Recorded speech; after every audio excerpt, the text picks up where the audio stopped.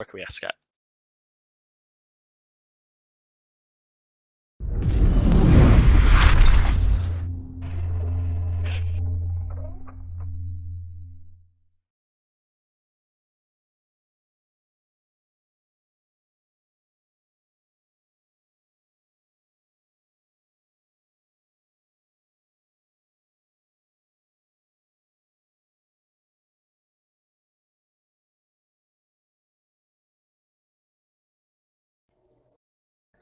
And welcome to match 3 of today's Major League 2017 EVE-NT Championship.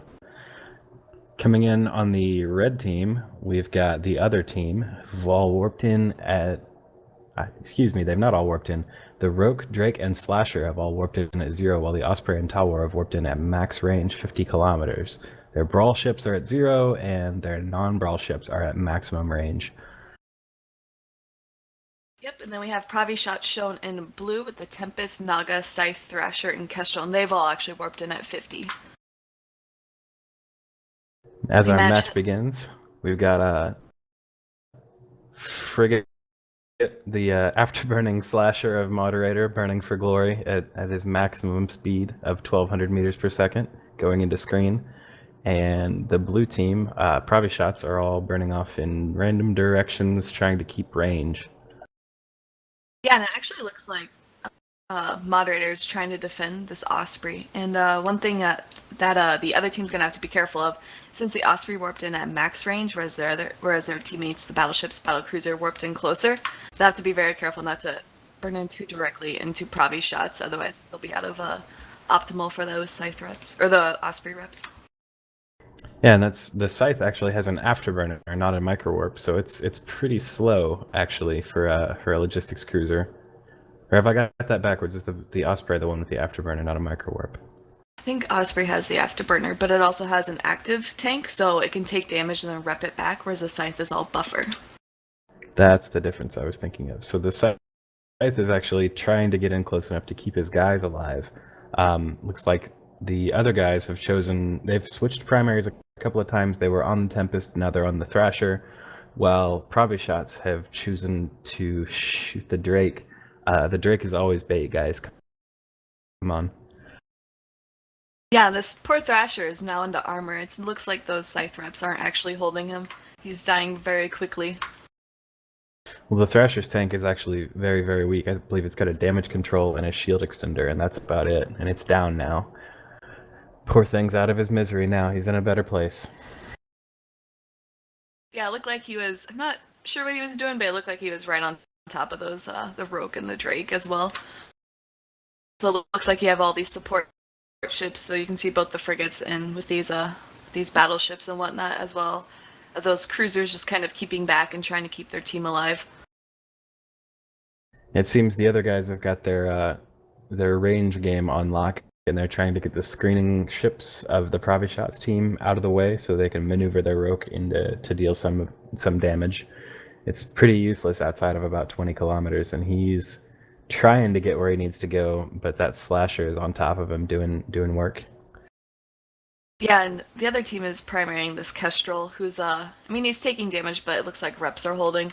He's just trying to orbit around this Roke, trying to mitigate that DPS. And then I feel like the only ship on the other team that's going to have a good time trying to apply damage to the Kestrel is probably the Talwar. I think the Drake has heavy missiles, and the Roke's large blasters won't really be able to do much to an afterburning frigate from range without a grappler on it. Meanwhile, the Osprey is dipping below about half shield. Yep, and he does have his ASB. This tower, though, is pretty much keeping range. I'm not quite sure what he's primarying. He's just like kind of kiting it out and just shooting from afar. Yeah, we saw that in their picks. Their team is pretty much all brawly shield, except for the Talwar, which has a paper-thin tank, and its defense is mostly staying very far away. Now we've got the ProviShotZ Tempest dipping again. Hopefully he didn't go into a reload after the last time he was primaried, and the Osprey as well. They're both taking huge chunks of damage and pulling back nicely. So we'll see which one collapses first. Yeah, the Osprey does have medium shield maintenance bots too on him, whereas the Tempest doesn't look like he really has any any rep bots on him at all. So it's just really this Drake as well as the Slasher sitting on top of him.